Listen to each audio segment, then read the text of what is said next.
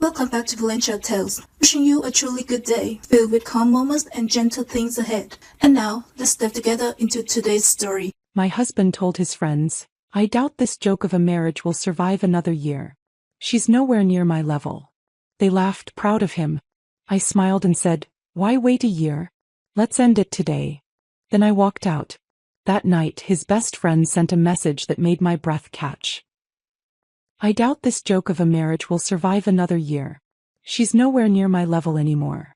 Dominic's voice carried clearly through the French doors to the patio where I stood frozen with the tray of steaks I'd been bringing out for his Thursday night gathering. Through the glass, I could see Nathan, Trevor, and Marcus raising their glasses in approval, their laughter sharp and congratulatory. They were sitting around my outdoor furniture, drinking wine from my collection, eating food I'd prepared, in the backyard of the house I'd paid for, toasting my husband's declaration that I was beneath him. Nathan actually stood up to pat Dominic on the back, saying something about how he deserved better. I set the tray down on the patio table with steady hands, though every cell in my body was screaming. They hadn't seen me yet. For 30 seconds I stood there watching my husband accept praise for planning to leave me, watching him glow with pride as his friends validated his contempt for the woman who'd built everything around them. Before we go further, thank you for being here and diving into Ruby's journey. If you believe no one should be diminished for their success, hit subscribe. It's free and helps empower more voices like hers. Now let's continue. The steak sat on the tray, still sizzling from the grill, while I remained motionless behind the pillar. Through the glass doors, Trevor was refilling everyone's glasses with the Chateau Margaux I'd been saving for our anniversary next month. Marcus had his feet up on the ottoman I'd special ordered from Italy when we'd renovated the patio last spring. They looked so comfortable in the space I'd created, so at home in the success I'd built, while they celebrated my husband's decision to leave me. "How long have you been feeling this way?" Nathan asked, leaning forward with the kind of interest men show when they're about to hear gossip they can use later. "Months," Dominic replied, swirling his wine with the practiced motion of someone who'd learned about wine from YouTube videos rather than actual knowledge. "Ever since Ruby landed the Morrison Industries account. She acts like she single-handedly saved the company. The ego on her lately is unbearable." The Morrison Industries account. The one I'd pitched alone while Dominic was at a golf tournament in Palm Springs. The one that had taken 17 meetings, 3 redesigned proposals, and a complete restructuring of our service offerings to land.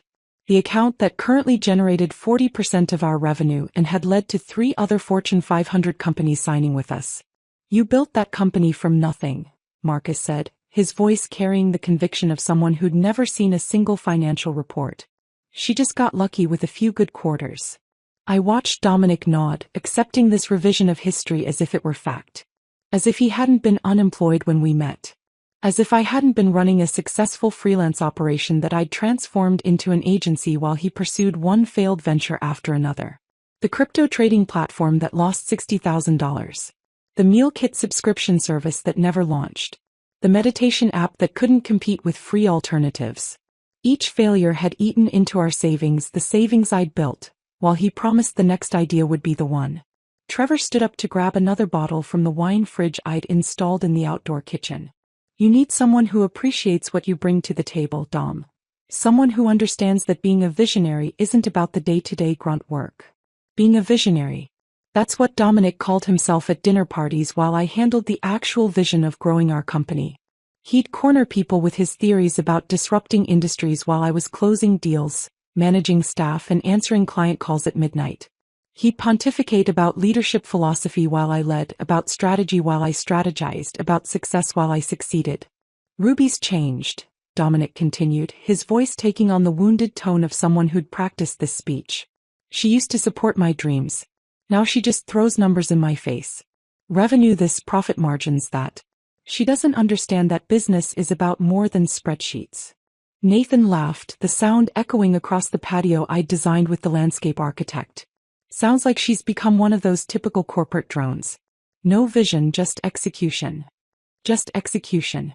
The execution that had taken us from a home office to a downtown suite with 23 employees. The execution that meant Dominic could drive his BMW, wear his designer suits, play golf at the country club, and host these Thursday night gatherings where he apparently discussed how far beneath him I'd fallen. My phone buzzed in my pocket. A text from Sarah, our senior developer. Morrison Industries loves the new campaign proposal. They're ready to sign the expansion contract tomorrow. You did it again. Tomorrow. I had the biggest meeting of our company's history tomorrow. A contract that would double our revenue and establish us as a major player in the industry. And here was my husband, my business partner, the man whose name sat beside mine on every company document, telling his friends our marriage was a joke. The thing is, Dominic said, pouring himself another glass, his fourth by my count, I've been documenting everything. Every time she makes a decision without consulting me, every time she undermines my authority with the staff. My lawyer says I have a strong case for taking at least half the company, maybe more. His lawyer. Derek Paulson from the country club, the one he told me was just a racquetball partner.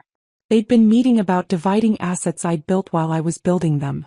Smart man, Trevor said, raising his glass again.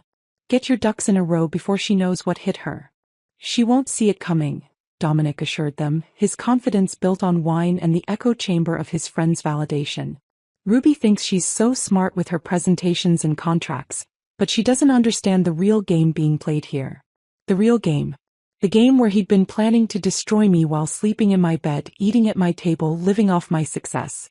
The game where he'd convinced his friends and probably himself that I was the lucky one in this marriage. I picked up the tray of steaks, now cooled to the point where they'd need reheating. Through the glass, I watched the four of them, these men who'd eaten at my table dozens of times, who'd celebrated holidays in my home, who'd benefited from my hospitality while apparently believing I was beneath their friends' level. The Thursday night gatherings made sense now. Not poker games or strategy sessions, but planning meetings for my humiliation. Every week while I worked late or traveled for business, they'd been reinforcing Dominic's delusions, feeding his ego, helping him construct a narrative where he was the victim of an ungrateful wife's success. I pushed open the French doors with the tray still in my hands, the steaks now cold and forgotten. Four heads snapped toward me in perfect synchronization, their laughter dying mid-breath. Dominic's crystal tumbler stopped halfway to his lips, the amber liquid inside catching the patio lights I'd strung up last summer. The silence that followed was so complete I could hear the distant hum of our neighbor's pool filter. Ruby. Dominic's voice cracked on my name, transforming from confident storyteller to caught teenager in a single syllable. We were just. Why wait a year? I set the tray down on the side table with deliberate calm, my voice carrying the same measured tone I used when firing underperforming vendors. Let's end it today. I wouldn't want you to endure another 12 months married to someone so far beneath your level. Nathan's face went white. Trevor suddenly found his phone screen fascinating.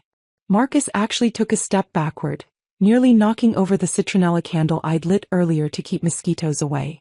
But Dominic, my husband of 12 years, the man who'd promised to love and honor me in front of 200 guests, just stared at me with his mouth slightly open, no words coming out for once in his life. I turned and walked back through the French doors, leaving them frozen in their tableau of guilt. My footsteps on the hardwood echoed through the house as I headed straight for our bedroom. Behind me, I heard frantic whispers, chairs scraping against concrete. The panic of men who'd been caught not just gossiping but conspiring. The master bedroom closet held my Samsonite luggage set, a gift to myself after closing our first $1 million contract. I pulled out the largest suitcase and laid it open on the bed we'd shared for 5 years in this house. My hands moved with surgical precision, folding blazers I'd worn to meetings Dominic hadn't attended, packing the jewelry I'd bought myself after each major business milestone, gathering the designer bags that represented bonuses he'd claimed were our success while contributing nothing to earning them. From the bathroom, I collected my skincare routine, the expensive serums and creams I'd invested in because taking care of myself was one of the few things I could control while managing a business and a marriage to someone who resented my success. The medicine cabinet held my prescription bottles, vitamins, the sleeping pills I'd needed more frequently as Dominic's Thursday night gatherings had grown longer and louder. I heard footsteps on the stairs, multiple sets, hesitant and uncoordinated. They were coming up like children approaching a parent they'd disappointed, unsure whether they'd face rage or disappointment or something worse, indifference. Ruby, please, can we talk about this? Dominic appeared in the bedroom doorway, his carefully styled hair now disheveled from running his hands through it. Behind him I could see Nathan hovering in the hallway, his face a mix of guilt and something else. Relief maybe? There's nothing to talk about. I zipped my toiletry bag closed and placed it in the suitcase. You've made your position very clear. I'm beneath you. Our marriage is a joke. You've been meeting with Derek Paulson about divorce proceedings. What exactly would you like to discuss? The color drained from his face at the mention of Derek. How did you know about your lawyer? I pulled my laptop bag from the closet, the one containing every password, every client contact, every piece of intellectual property I'd developed for our company. The same way I know about the separate bank account you opened in January. The same way I know you've been telling potential investors that I'm emotionally unstable and hurting the company with my ego. Nathan stepped into view behind Dominic, and something in his expression made everything click into place. The guilt wasn't just about tonight. It was deeper, older, carrying the weight of extended betrayal. It was you, I said, looking directly at Nathan. You sent me that anonymous message an hour ago. Check your husband's Thursday night meetings. You need to know what he's saying about you. Dominic spun around to face his best friend, his face contorting with a rage I'd never seen directed at anyone but me. You warned her. Nathan straightened his shoulders, and for the first time since I'd known him, he looked like an adult rather than an overgrown fraternity brother. I've been sending her screenshots for 3 weeks, Dom. Every message in our group chat where you talked about hiding assets. Every discussion about Project Gaslight. Every time you bragged about how you were going to take half of everything Ruby built while painting her as the villain. Project Gaslight? I laughed, but there was no humor in it. You actually named it? Like it was some kind of military operation instead of just destroying your wife's reputation. Trevor and Marcus had crept up the stairs, drawn by the drama they'd helped create. They stood in the hallway like actors who'd forgotten their lines, their earlier bravado evaporated in the face of real consequences. The Thursday night gatherings, Nathan continued, his voice gaining strength, were never about poker. They were planning sessions. Dom would tell us his latest strategy for documenting your supposed instability. Taking photos of you working late to prove you were neglecting the marriage. Recording conversations out of context. Building a case that you were the problem while he was the long-suffering husband trying to hold everything together. I folded my last dress, the red one I'd worn to the company Christmas party where Dominic had given a speech about partnership and shared success while I knew he'd contributed nothing to our quarterly numbers. And you all just went along with it? We thought. Marcus started, then stopped, realizing there was no acceptable way to finish that sentence. You thought what? I faced them all, these men who'd eaten at my table, whose birthdays I'd remembered, whose wives I'd consoled through their own marital problems. That it was funny? That it was justified? That I deserved to be destroyed because I had the audacity to be successful? Silence filled the bedroom, heavy and suffocating.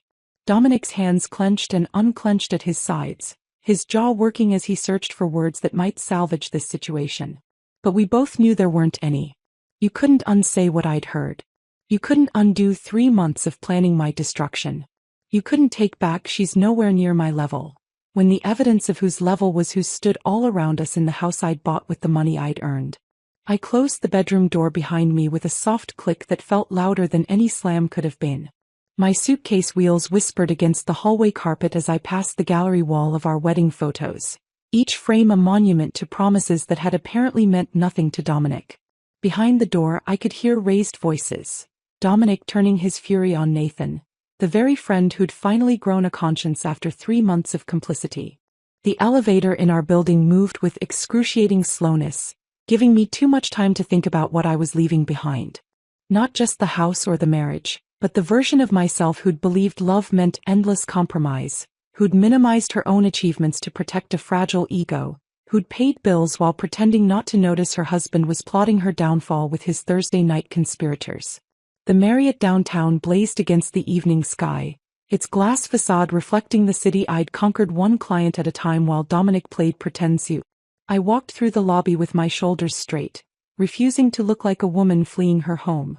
The desk clerk, a young woman with kind eyes and a professional smile, didn't ask questions when I requested an executive suite for a week, paying with the credit card Dominic didn't know existed. My emergency fund, built from bonuses I'd never mentioned because I'd learned years ago that financial independence was oxygen in a suffocating marriage. The suite on the 23rd floor overlooked the business district where tomorrow I'd still have to face the Morrison Industries executives, pretending my life hadn't just imploded. Floor-to-ceiling windows framed the city lights beginning to twinkle as evening settled over downtown. The space was sterile and perfect. No memories embedded in the furniture, no ghosts of better times haunting the corners, no trace of 18-year scotch or false laughter. My phone had been vibrating continuously since I'd left the house. Dominic's name appeared again and again on the screen, the messages progressing through predictable stages. First, the anger, "You're being dramatic. Get back here now." Then the manipulation, "You misunderstood everything. We need to talk." The false apology, "I didn't mean it the way it sounded." And finally the threats, "You're destroying our company with this stunt. The investors will pull out if they hear about this." I set the phone on the marble bathroom counter and turned on the shower, letting the water heat until steam filled the room. Standing under the rainfall shower head, water cascading over me with a pressure our home shower had never achieved, I finally let myself feel the full weight of what had happened. 12 years. I'd spent 12 years building a life with someone who'd been documenting my destruction, gathering evidence for a war I didn't know we were fighting. The tears came then, mixing with the shower water, my sobs echoing off the marble walls where no one could hear them. I stayed under that water until it ran cold, until my skin was pruned and my eyes were swollen, until I'd cried out not just the betrayal but the humiliation of not seeing it sooner. All those Thursday nights when I'd prepared food for his gatherings.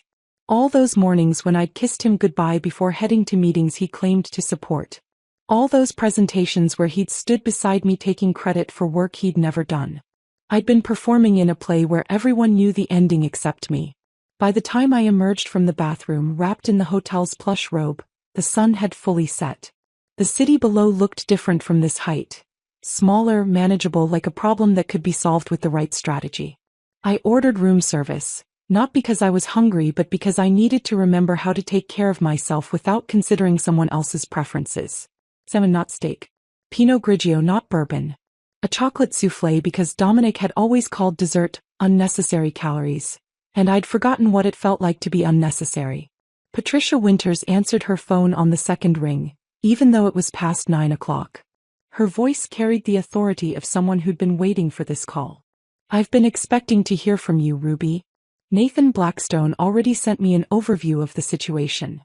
That stopped me mid-bite of salmon. "Nathan contacted you? 2 hours ago. He wants to make sure you have everything you need to protect yourself in the company. He's prepared to provide sworn testimony about Dominic's financial manipulation and the conspiracy to manufacture evidence of instability." Patricia's tone was matter-of-fact, as if husbands plotting their wives' destruction was just another Tuesday in her world. "Can you meet me at 8 tomorrow morning? My office. Bring any documentation you have. Bank statements, company records, communication logs. Everything." I agreed, then spent the next 3 hours organizing files on my laptop, creating folders with the kind of detailed labeling that had made our company successful. Dominic's failed ventures contained the documentation of every dollar I'd invested in his dreams. 60,000 in crypto platforms, 40,000 in the meal kit service, 30,000 in the meditation app that never launched. Company contributions held every contract I'd negotiated, every client I'd landed, every late night I'd worked while Dominic's office remained dark. Financial manipulation would soon hold whatever Nathan was about to deliver. At midnight, a knock at my door made me freeze. Through the peephole, I saw Nathan standing in the hallway, looking smaller than I'd ever seen him, holding 3 banker's boxes stacked in his arms. His usual swagger was gone, replaced by something that looked like genuine shame. I opened the door without speaking, stepping aside to let him enter. He set the boxes on the coffee table, then stood awkwardly in the center of the suite, his hands shoved in his pockets like a teenager caught shoplifting. "I'm sorry," he said finally. "I know that doesn't fix anything, but I need you to know that watching him poison everyone against you while you were literally keeping the company afloat, it's been eating at me for months." "Then why did you go along with it for so long?" I asked Nathan, genuinely wanting to understand how someone could watch this manipulation unfold week after week and stay silent. He sank into the hotel suite's armchair, running his hands through his hair in a gesture that made him look exhausted. "At first I thought he was just venting. You know how guys complain about their marriages. But then it became something else. He started taking notes during your phone calls, screenshotting your texts out of context, building this whole narrative where you were the villain. And we just let him. I opened the first banker's box, finding manila folders labeled in Dominic's handwriting, financial discrepancies, emotional instability evidence, asset documentation. Inside were printed emails I'd sent him about normal business operations, annotated with his interpretations. A message about working late became proof of marital abandonment. A request to review contracts became controlling behavior. He'd twisted every interaction into evidence for a story that existed only in his mind. This goes back to January, I said, holding up a folder dated 5 months ago. He's been planning this since the beginning of the year. Nathan nodded, unable to meet my eyes. Right after you landed the Samsung contract. That's when he really changed. Before that he could pretend he was equals with you, but that deal made it clear who was really running things. His ego couldn't handle it. The second box contained something worse. Photographs. Pictures of me at my desk at 10 p.m., taken through the office window. Screenshots of my LinkedIn posts about company growth, highlighted and annotated with comments about my narcissistic need for attention.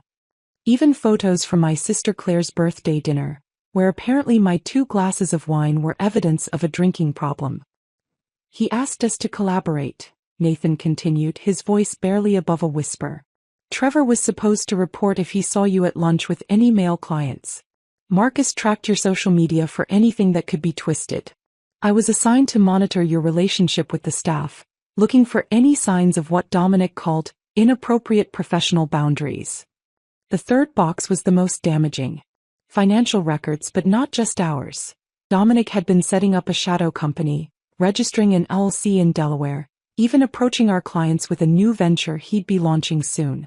The name on the paperwork was Morrison Strategic Solutions, deliberately similar to our company, Morrison Digital Innovations, close enough to confuse clients but different enough to claim coincidence.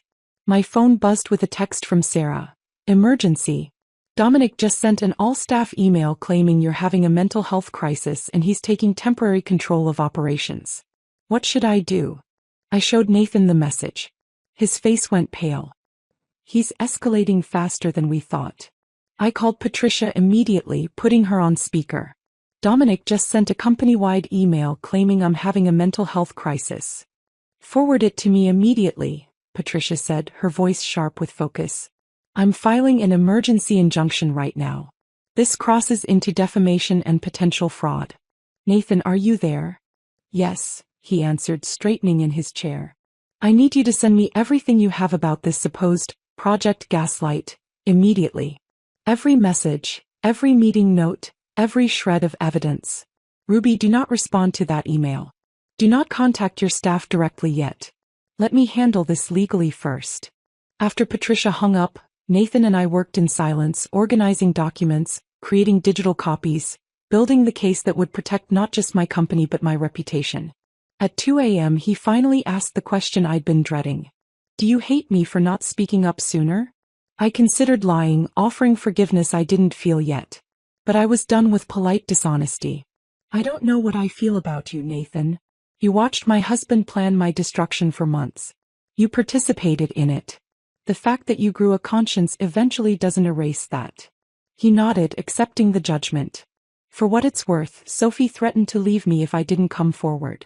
She said if I could watch this happen to you, she'd never be able to trust me not to do it to her someday. Smart woman, I said, meaning it. Sophie had seen what I'd missed. That someone who could participate in this level of deception was capable of anything. My phone rang at 3 a.m., a number I didn't recognize. Against my better judgment, I answered. Ruby, this is Trevor's wife, Linda. Her voice was shaky, like she'd been crying. I just found out what they've been doing. Trevor came home drunk from your house tonight, told me everything. I'm disgusted. I want you to know I have recordings. Recordings? Trevor would come home from those Thursday nights and brag about what they discussed. He thought it was funny watching Dominic plan this elaborate scheme. I started recording him after the 3rd week because something felt wrong. I have hours of him describing their plans, laughing about how you had no idea what was coming. Another ally emerging from an unexpected corner. Can you send them to my lawyer? Already uploaded them to a cloud drive. I'll send you the link. Ruby, I'm filing for divorce too. If Trevor could participate in something this cruel, what else is he capable of? What would he do to me if I ever out-earned him or made him feel small? After Linda hung up, I stood at the window watching the city sleep below. Somewhere out there, Dominic was probably pacing our house, realizing his carefully constructed plan was collapsing. His friends were turning on him. His lawyer would see the evidence and advise surrender. The staff he'd tried to manipulate would choose the person who'd actually built their careers. Nathan stood to leave at 4 a.m., gathering his coat with movements that seemed to hurt. At the door he turned back one more time. The ironical thing is, Dominic was never below your level, Ruby. You would have carried him forever if he'd just been grateful instead of resentful. You loved him enough to make him equal even when he wasn't. That's what he never understood. I closed the door behind Nathan and stood alone in my hotel suite, watching the sun begin to rise over the city. 4 hours of sleep would have to be enough. Today's investor meeting would determine not just the future of my company, but whether Dominic's carefully crafted narrative would collapse under the weight of evidence. I showered quickly, chose my sharpest black suit, the one I'd worn when closing the Samsung deal, and applied makeup to hide the exhaustion that threatened to show through. Patricia called as I was leaving the hotel. The emergency injunction went through. Dominic is legally barred from accessing company accounts or making any operational decisions without board approval. He'll receive notice this morning, probably right before the meeting. He's going to be furious. Let him be. Anger makes people sloppy. I've also sent the evidence package to each board member individually. They'll have had time to review it before you all gather. The office building stood against the morning sky like a monument to everything I'd built. I arrived at 6 a.m., using my key card to enter through the executive entrance. The building was nearly empty, just security and the overnight cleaning crew who nodded in recognition. They'd seen me here at all hours over the years, unlike Dominic, whose badge rarely registered activity before 10 a.m. Nathan was already in the conference room, arranging printed documents with methodical precision. He'd changed clothes but hadn't slept either, judging by the coffee cups already accumulating on the side table. We worked without speaking at first, creating stations of evidence around the room, financial records at one end, client testimonials at another, the Project Gaslight documentation prominently displayed where Dominic would have to face it. He'll try to spin this as a marital dispute that shouldn't affect business, Nathan said, adjusting the projection screen. That's his opening move. Make it personal, not professional. And when he does? That's when you show slide 17, his LLC filing for the competing company. Nothing says professional betrayal like trying to poach your own clients while still drawing a salary. Sarah arrived at 8 a.m. with her laptop and a grim expression. Half the staff is ready to testify if needed. The other half is updating their resumes in case this goes badly. It won't go badly, I said with more confidence than I felt. Not for them anyway. The board members began arriving at 9:30 a.m. Margaret Chin first, her expression unreadable as she nodded to me before taking her seat. James Harrison from our biggest client account, technically not a board member but invited given his company's stake in our stability. 2 other investors, Robert Kim and David Okonkwo, both of whom had questioned Dominic's contributions during previous meetings only to be met with his deflection and my diplomatic interventions. At 9:55 a.m., Patricia entered and sat beside me, her presence a clear signal that this was no longer just a business discussion. The legal implications hung in the air like a threat. At exactly 10 a.m., Dominic walked in wearing the Tom Ford suit I'd bought him for our 10th anniversary, the one he'd worn to accept an industry award for work I'd done while he was in Cabo. His cologne preceded him, the same expensive scent he'd worn to every meeting where he'd taken credit for my achievements. He paused when he saw the room's configuration. Nathan beside me instead of with him, Patricia's presence, the board's serious expressions. His eyes found Nathan, and the look that passed between them could have frozen fire. Nathan didn't flinch, though I saw his jaw tighten. Dominic recovered quickly, his salesman's smile sliding into place as he took his seat. I appreciate everyone gathering on short notice, Dominic began, pulling out note cards he'd obviously prepared. I know there have been concerns about recent disruptions to our leadership structure. I want to assure you that despite my wife's current emotional state. I'll stop you right there, Margaret Chin interrupted, her voice cutting through his performance like a blade. We've reviewed the documentation provided by Mrs. Morrison's legal counsel. Your claims about her mental state appear to be not just unfounded but deliberately fabricated. Dominic's smile flickered. I understand Ruby has painted a certain picture. The picture was painted by your own messages, Mr. Morrison. David Okonkwo held up a printed screenshot. This group chat where you discuss Project Gaslight? Where you strategize about documenting false evidence of instability. These are your words, are they not? I clicked to the first slide of my presentation, displaying Dominic's message from 6 weeks ago. Keep documenting everything. We need to show a pattern of erratic behavior even if we have to create it. The room went silent. Dominic's face cycled through emotions. Shock that his private messages were exposed, anger at Nathan's betrayal, and finally, the desperate calculation of someone trying to salvage an unsalvageable situation. Those messages were taken out of context, he tried. Nathan clearly has his own agenda here. My agenda, Nathan spoke for the first time, his voice steady, is making sure the truth is known. For 3 months, I watched you plan to destroy the woman who built this company while you contributed nothing but obstruction and stolen credit. You were part of it. Dominic burst out, revealing more than he intended. You sat there every Thursday participating, encouraging. Yes, Nathan said simply. I did. And I was wrong. The difference is I'm trying to make it right. I advanced to the next slide.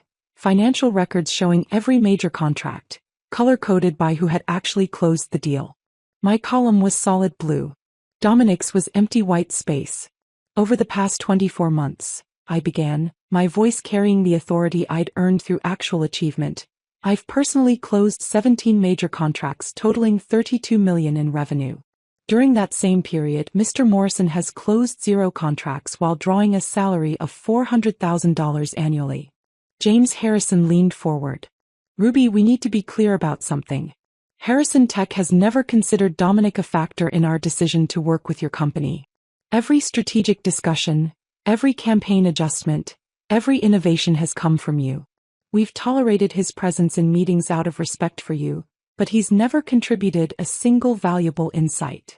The blood drained from Dominic's face as he realized his largest client had just publicly dismissed his entire professional existence. Dominic's mouth opened and closed silently, searching for words that could counter James Harrison's dismissal. The conference room felt smaller suddenly, the walls closing in on a man who'd just discovered his professional reputation was a fiction only he believed. I clicked to the next slide, showing the registration documents for Morrison Strategic Solutions, his shadow company designed to steal our clients. This concludes my presentation, I said, my voice steady despite the adrenaline coursing through me. The board has all the evidence needed to make an informed decision about the company's future leadership structure. Derek Paulson, Dominic's own attorney, had been silent throughout the presentation, his expression growing increasingly grim with each revealed document.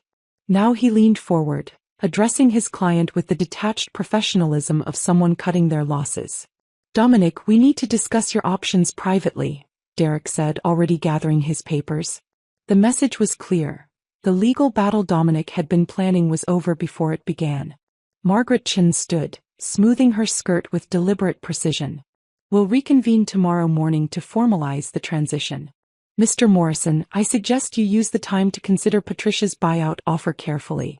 It's more generous than what a court might determine given this evidence.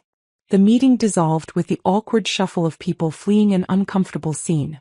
Dominic remained seated, staring at the projection screen where his own words about Project Gaslight still glowed accusingly. Nathan paused at the door, looking back at his former friend with something between pity and relief, then left without speaking.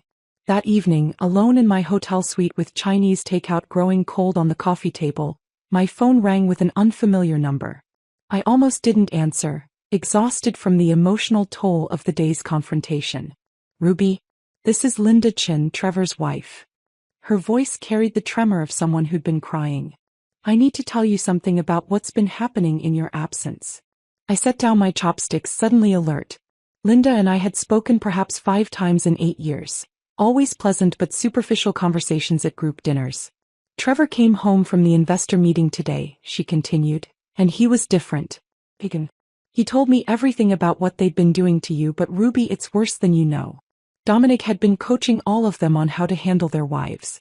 He called it maintaining frame and strategic relationship management. My stomach turned. What do you mean, coaching them? I found Trevor's journal. Pages and pages of Dominic's advice. How to document your wife's spending to make her look irresponsible. How to gaslight her about social situations, making her doubt her memory. How to position yourself as the rational one while painting her as emotional and unstable. Trevor's been using these tactics on me for months, and I thought I was going crazy. The parallel destruction of marriages. Dominic hadn't just been planning my downfall. He'd been teaching his friends to destroy their own wives' confidence and credibility. A masterclass in manipulation disguised as Thursday night poker games. I showed Trevor the journal, Linda continued, her voice stronger now. Made him read his own words back to me. The look on his face when he realized what Dominic had turned him into. Ruby, I've never seen my husband cry before today. What's he going to do? He's cutting Dominic out completely. He's also agreed to couples counseling, though I'm not sure our marriage will survive this. How do you rebuild trust when someone's been systematically undermining you with coaching from your friend? After Linda hung up, I sat in the darkness of my suite, city lights twinkling below like distant stars. My phone buzzed with a text from Sarah. You need to see what's happening at the country club. She'd attached a photo someone had sent her. Dominic, disheveled and clearly intoxicated, holding court at the bar with anyone who would listen. Even in the grainy image, you could see the other patrons leaning away, the bartender's expression of professional patience wearing thin. Barbara Fitzgerald called an hour later.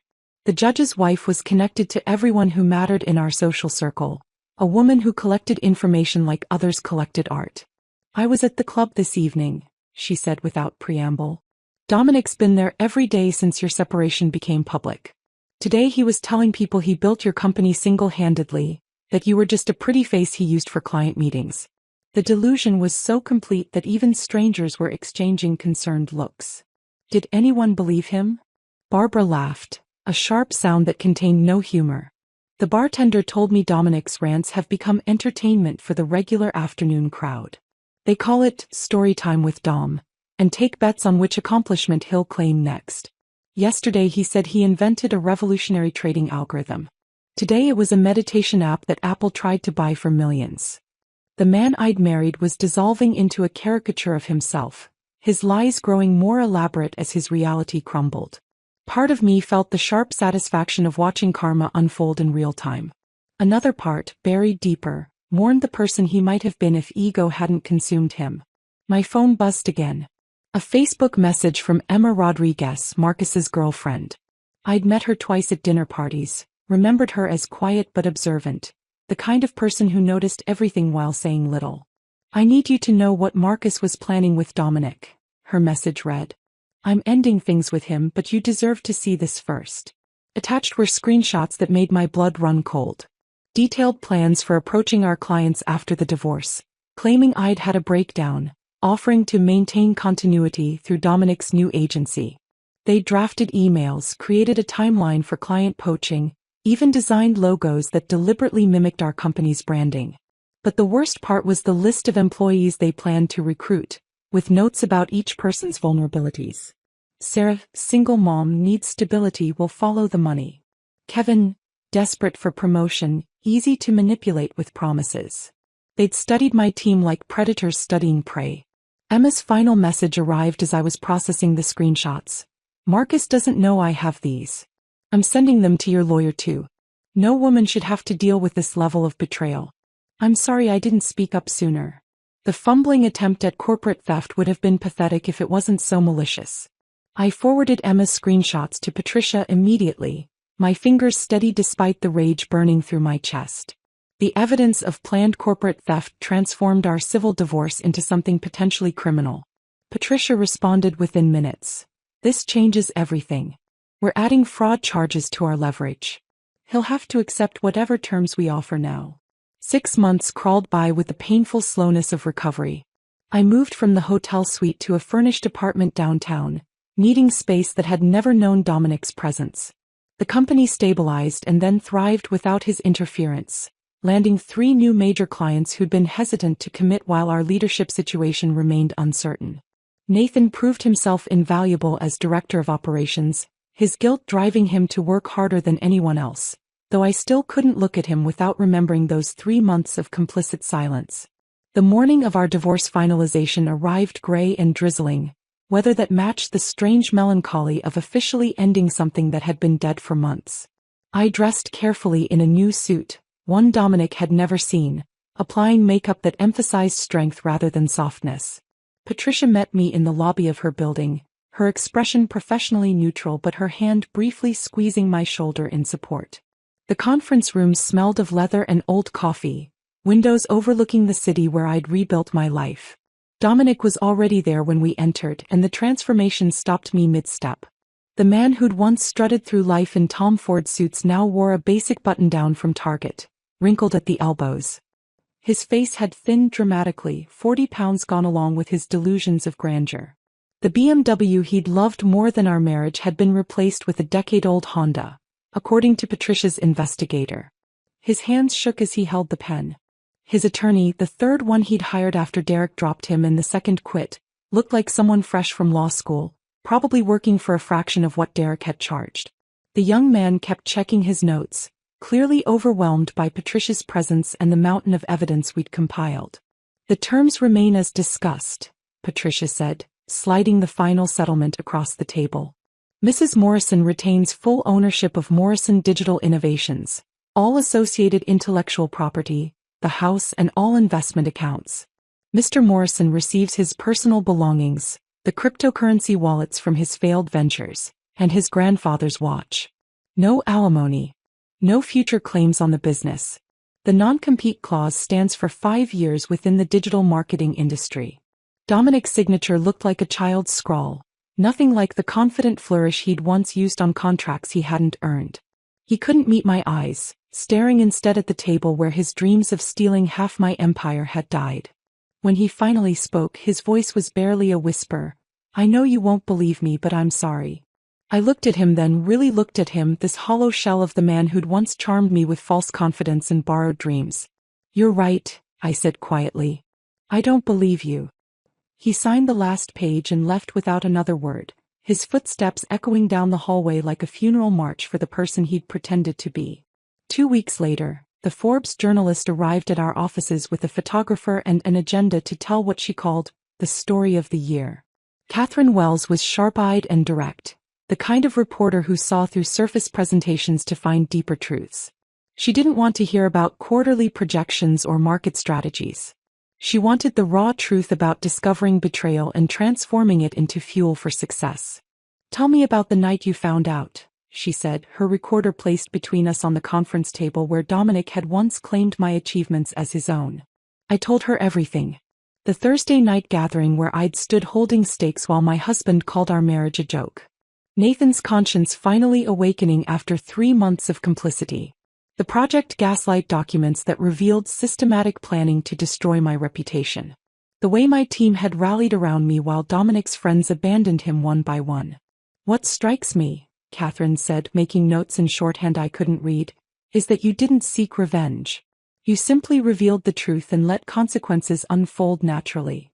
The best revenge is building something so successful that the person who tried to destroy you becomes irrelevant," I replied. Dominic thought I was beneath his level. Now he's working at a startup in Buffalo while I'm running a company valued at $12 million. The universe has its own sense of justice. Her article would run with the headline, "How Ruby Morrison Built a Digital Empire While Divorcing Dead Weight," and reached 2 million readers in its first week. My inbox flooded with messages from women sharing similar stories, thanking me for showing them what survival looked like when transformed into success. A month after the divorce finalized, a handwritten letter arrived at the office, forwarded from an address in Buffalo. Dominic's handwriting, shaky now where it had once been confident, filled 3 pages with what he probably thought was an apology. But even in his attempt at remorse, the delusion persisted. He wrote about our success, about how he'd helped build the company, about being a victim of circumstances, rather than the architect of his own destruction. He actually suggested that maybe once emotions had cooled we could discuss him consulting for the company. His expertise, he claimed, could still add value. I filed the letter in a folder marked evidence/closed and locked it in the bottom drawer of my desk. Not because I needed it anymore, but as a reminder that some people could stand in the ruins of their own making and still believe they were the hero of the story.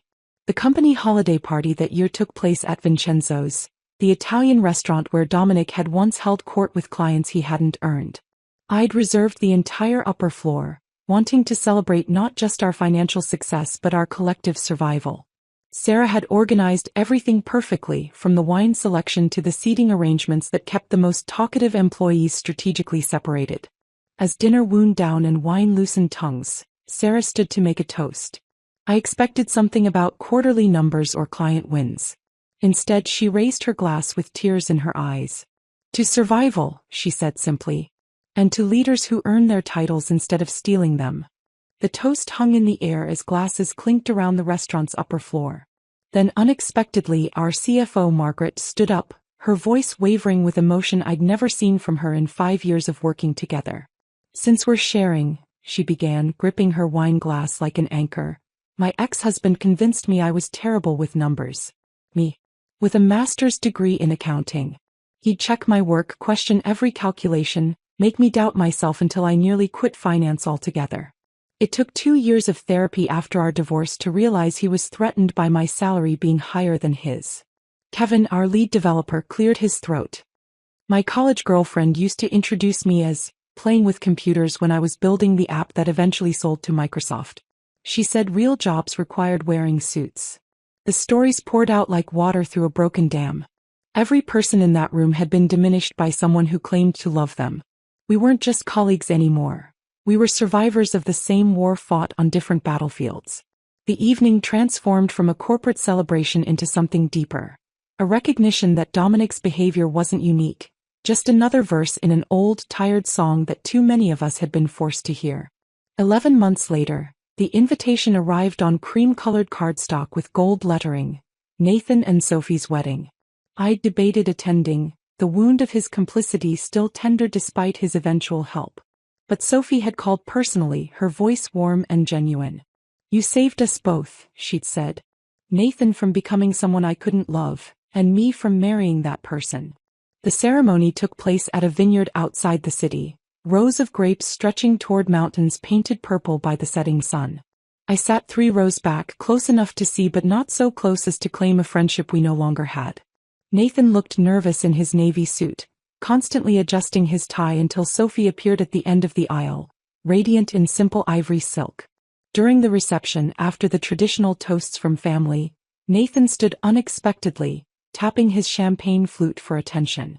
The tent fell silent, 200 guests turning toward him with expectant smiles. But his eyes found mine across the room, and I knew this speech wasn't for them. "Before I talk about Sophie," he began, his voice carrying the weight of practiced words, "I need to address something. 11 months ago I participated in something shameful. I watched a friend plan to destroy his wife's reputation and career, and I not only stayed silent, I helped. I took screenshots. I documented conversations. I enabled a man's delusions because it was easier than confronting the truth." The silence in the tent became absolute. Sophie stood beside him, her hand on his arm, her expression proud rather than embarrassed. "Ruby Morrison is here tonight," Nathan continued, and head swiveled to find me. "She built an empire while her husband planned her downfall. She showed grace when I finally found my conscience at the 11th hour. But the real hero of this story is my wife, Sophie, who told me that night that if I didn't warn Ruby immediately, she would leave me. She said, and I'll never forget this, 'If you can watch this happen to her, how do I know you won't do it to me someday?'" The applause started slowly, then built to something thunderous. Sophie kissed Nathan's cheek, whispered something that made him smile, and I raised my glass in acknowledgement of an apology I hadn't expected but somehow needed. Later, as the band played and couples swayed under string lights, Sophie found me at the bar. "He tortures himself about those 3 months," she said quietly. "Wakes up sometimes asking what would have happened if he'd spoken up sooner." "What happened happened," I replied, meaning it. "We all got where we needed to be." 3 weeks later, Planning Mom's 70th birthday party became my focus. The country club's event coordinator, the same woman who'd handled Dominic's and my anniversary party 2 years ago, didn't mention the irony as we selected menus and flower arrangements. The grand ballroom would host 80 guests, 3 generations of Morrison women and the people who'd supported us through triumphs and disasters. The night of the party, Mom stood at the center of the room in elegant navy, surrounded by her sisters, my cousins, my teenage niece Lily who'd just won a coding competition. Looking at them, I saw our family's evolution. My grandmother's generation who'd been told to be grateful for any opportunity, my mother's generation who'd worked twice as hard for half the recognition, my generation fighting for equality while juggling tradition, and Lily's generation who simply expected fairness as their birthright. Mom pulled me aside near the dessert table, champagne making her more honest than usual. "I saw it, you know," she said quietly. "How Dominic dismissed your achievements, took credit for your work. I should have said something. Why didn't you?" She looked across the room at my father, steady and supportive after 45 years. My generation was taught that marriage was private, that interference caused more harm than help. I was wrong. Watching you rebuild, seeing you thrive, I should have spoken up when he first started diminishing you. I might not have listened, I admitted. Sometimes we need to discover truth ourselves. Tuesday afternoon, 3 weeks after Mom's party, I was selecting olive oil at Whole Foods when I saw him. Dominic stood in the pasta aisle, comparing prices on generic brands with the focus of someone counting every dollar. His suit from Target had seen better days, the hem of his pants slightly frayed. The wedding ring I'd placed on his finger 5 years ago was gone, leaving a pale indent on his tan line. He looked up, our eyes meeting across 15 feet of organic produce and broken promises. For a moment he started to move toward me, his mouth opening as if to speak. But something in my expression, not hatred, not anger, just complete indifference, stopped him mid-step.